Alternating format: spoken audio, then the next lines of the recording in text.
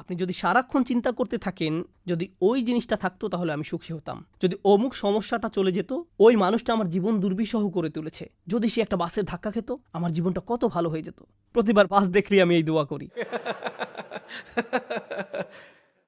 আমরা সব সময় নিজেদেরকে একথা বলে বুঝাই, যদি অমুক মানুষটি বা অমুক সমস্যাটি জীবন থেকে চলে যেত তাহলে জীবন কত সুন্দর হয়ে যেত, অথবা যদি অমুক দুঃখটি দূর হয়ে যেত তাহলে সবকিছু পারফেক্ট হয়ে যেত।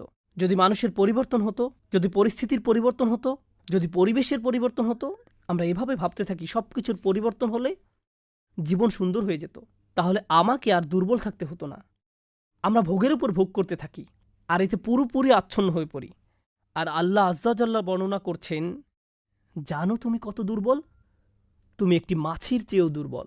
দউফাত তলিব আল মাতলুব। যখন তিনি এভাবে বলছেন, আমি আপনি মজ্জাগতভাবে অবিশ্বাস্যভাবে কতটা দুর্বল, একটু চিন্তা করে দেখুন।